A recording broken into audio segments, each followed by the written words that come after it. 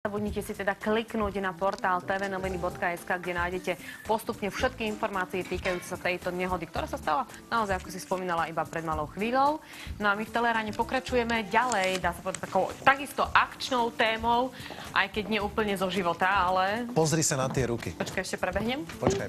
Pozri sa na tie ruky, to už hovorím kameramanovi. Ja mám takéto ruky, keď striham kríky. Hej, a toto bolo násilie, to násilie na Janke Holkovej páchal Patrik Žitník. Dobré ráno. Dobré ráno. A teda, čo to je? Žene ubližovať. Objednala si to, tak to som mal robiť. Ty si sa chcela nechať skrvaviť? No, tak nie úplne tak. To nie som nejaký sadomasochista, alebo masochista, teda respektíve nie. Ja som si chcela vyskúšať kurz prežitia.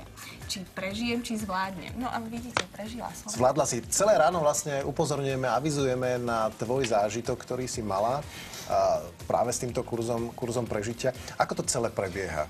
No, tak celé, ja som teda absolvovala takú skrátenejšiu verziu. Celé to prebieha pôvodne nejakých 24 hodín a musím teda povedať, že je to skutočne náročné, najmä keď si predstavím, že ja som absolvovala skrátenú verziu, dostanete len nôž, ste vyzbrojení. Teda, máš aj batoh. Áno, batoh, ale v podstate jediné, čo do takého pustého lesa, kam vás pustia, dostanete nôž, aby ste sa tým uživili. A prečo musíš utekať? No, pretože ťa sledujú a nakoniec ťa v podstate asi aj nájdu, teda väčšinou. V mojom prípade to tak aj dopadlo. A vypočúvajú ťa, súčasťou čoho je teda aj také menšie násilie, ktoré práve ste mohli vidieť. Áno, tvojimi rukami, to je taký dôkaz. Ide o to, že musíš teda utiecť, schovávať sa, uživiť sa, nejako to tam prežiť. A naozaj tá psychika je tam veľmi, veľmi trénovaná. A musím povedať, že spočiatku som si hovorila, že dobre, no tak musím si povedať, že je to realita, aby som tomu naozaj uverila, aby som naozaj nejak to cítila.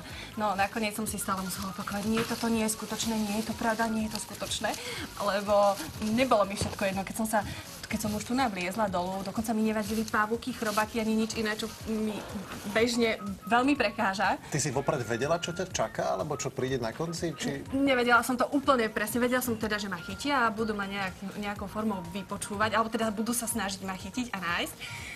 Schovala som sa čo najlepšie. Musím povedať, že dokonca ma hľadali dlho však. Dosť dlho. Dobre som bola schovaná. Patrik, tak sa príjemne usmieva mladý, sympatický muž, ktorý má na svedomí teda takúto brutálnu bojovú akciu. Teraz to môžeme vidieť. A keď počujete tie hlasy... Oni sa s tebou nemaznali. Vôbec. A tie hlasy, keby si počula... No, poviem ti, keď mi spútali ruky vzadu a dali mi na hlavu tú kuklu, tak skutočne mi všetko jedno nebolo.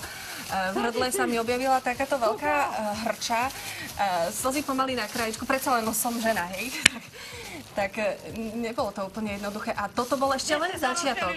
To, čo nasledovalo potom, bolo ešte horšie a brutálnejšie, alebo respektíve také naozaj náročnejšie na to psychiku. Prečo sa to robí? Prečo ste to vymysleli a kto o to má záujem, Patrik? Prečo sa to robí? Lebo to ľudia chcú. V podstate vymysleli sme to pre ozbrojené zložky, kde sme dlhoročne pôsobili ako inštruktori špeciálneho výcviku a špecializovaných kurzov. A keď sme vlastne odišli z armády, tak bol veľký záujem o tieto veci. Firmy, ktoré robia kurzy pre manažérov a teambuildingy nás oslovili, či by sme tieto svoje skúsenosti a praktické vedomosti, ktoré sme získali v armáde, nezúročili tým, že budeme pre nich školiť. Prepáčte, aj tyčkári vás poprosili, aby ste im takéto niečo robili? Áno, chodia, sú to ľudia, ktorí veľmi často chodia na takéto kurzy.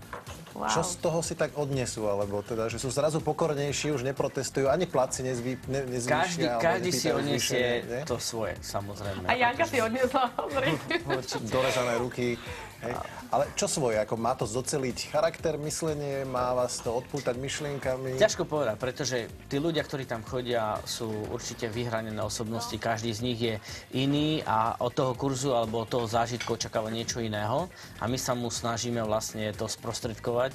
A niekto, kto je viacej odolnejší, povie, tak toto bolo pre mňa nie až tak náročné, ale tá druhá fáza bola taká, že som si musel vstúpiť do svedomia a trochu zmeniť vlastne to svoje myslenie a porozmýšľať, že či teda tým spôsobom, aký žijem, je to ono, čo chcem, alebo či sa nezmením úplne. Vy si toho človeka vytipujete niekde na úvod, že ako toto by tak zniesol a sem už nepôjdeme? Treba povedať, že na každých týchto zamestnaní alebo takých tréningoch je psychológ, ktorý robí testy, o ktorých ten človek nevie. To znamená, on príde, baví sa s nami, má nejaké úvodné prednášky alebo úvodnú tú, by som povedal, organizačnú vec, ktorú prechádza a v tej je zakomponované aj také testovanie. My približne na tých 95% vieme povedať, ako sa bude správať v tej ktorej situácii. Čiže preto ste, čo ja viem, pri Anke nepoužívali vulgarizmy. Som to tam nezachytil nikde. A hej? väčšinou Ale vulgarizmy... kopali do nej, ja som to Áno, videla. kopali sme, áno. Ale bez vulgarizmov, hej? Vulgarizmy sa... Vieš, čo poviem ti, že bolo mi to úplne jedno. Vulgarizmy sa používajú vtedy, keď ten človek je na nás vulgárny. Aha. To znamená, väčšinou ten inštruktor má také skúsenosti a podľa toho, ako reaguje ten človek, aj ten inštruktor reaguje. Vie, kedy má dosť ten človek, vie, kedy má skončiť, uvoľniť to, alebo zľahčiť tú situáciu. Môže to vzdať ten človek? Áno, samozrejme, bez problémov. Je to výcvik, vždycky je to výcvik. Povie, že stop, stačí ako Väčšinou to stop nepovedia, oni majú strach z toho, ale majú červené a zelené karty, ktoré znamenajú, že zelená karta je napríklad break, prestávka a povie, tak teraz mám dosť, vyťahne zelenú kartu a má 10 minút prestávku. Viem, Fico dával žltú a oni dávajú červenú zelenú. Mám v tom jasno teda. Dobre, a späť k tomu výcviku ešte na minútku, keď môžem. No, nech sa páči. No, Protože ma hypnotizuje pohľadom teraz. A Nie, v žiadnom nie, prípade, to nie, som si nedovolil. Nie? Ako skúša, že kam ja by som sa dostal? Nie. Nie. Máte tam lekára pritom? Áno, samozrejme, vždycky tam lekár je. a chcem sa opýtať, tí vaši inštruktori prechádzajú tiež nejakými testami, aby sa nestalo, že im rupnú nervy a prestane to byť hra zábava? Jednak majú skúsenosti veľké a je tam psychológ aj na to, aby sledoval inštruktorov. Jasné. Môj syn zbožňuje pozerať taký jeden seriál, Kurz prežitia, alebo taký ten Super. Ultimate Survivor, takže my na tomto veľmi teraz doma fičíme. Máte niečo podobné aj pre deti, že by som ho poslala k vám? Áno, pre deti máme podobné, ale musí si vybrať, pretože tá tvrdosť je vlastne trojaká.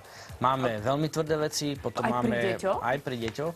Deti spravidla viacej zvládnu ako dospelí. Samozrejme majú iný prístup. No, jasné. Tí inštruktori k nim majú iný prístup. Potom sú také stredné veci, tam najviac sa realizujú. A potom máme nový produkt, volá sa to Binka. A tam bereme deti od 0 do 10 rokov, bereme ich do lesa a idú s nula? rodičmi. Áno, od Kurz 0 do prežitia 10 pre rokov batoľata, to je dobré, že? idú s rodičmi do To je lesa. áno. A v zásade sa s nimi hráme, máme tam lesných škriatkov, vychovávame ich a hovoríme, ako sa majú spoznávať tie zvieratka, ako sa majú správať v lese a v zásade tie environmentálne veci. Je to veľmi príjemný Kurz produkt prežitia pre pre nás. môjho syna, to sa mu zíde. Dobre, má to ďaleko čo tomu dám. nejakého takého skautizmu, alebo lebo je to tiež tak trochu návrat v prírode? Určite je to návrat v prírode a všetko, čo sa robí, či je to skautizmus alebo také veci, čo robíme my, vždycky tým ľuďom pomôžu, že majú väčší rozhľad a sú spätí viacej s tou prírodou, lebo dneska ľudia sedia pri počítačoch a majú ten komfortný život, potom prídu do lesa a zistia, že veci, ktoré vedia ich rodičia alebo ich prarodičia, oni už nevedia. Zabudla som na dceru. Je to aj pre dievčatá? Jasné. Dobre, tak obidve deti. Preto sme Mám nazvali pred- klub Binka. Ale vrátite mi ich živých zdravých. Určite. OK, dobre. Nemusíte sa podpisu. báť. A vy ako organizátori únosov sa tiež ako navzájom medzi sebou tak ako vystrieľate niekedy kanadskými žartíkmi, teraz myslím, že... Jasné. A teraz neviem, či to je naozaj, alebo to je pomsta klienta.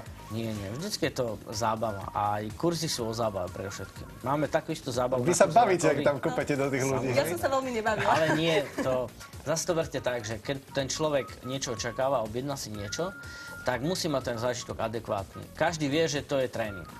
Vy idete na nejaký tréning, ktorý si objednáte a poviete si, ale tak to bude sranda. 24 hodín prežijem, nič sa mi nemôže stať.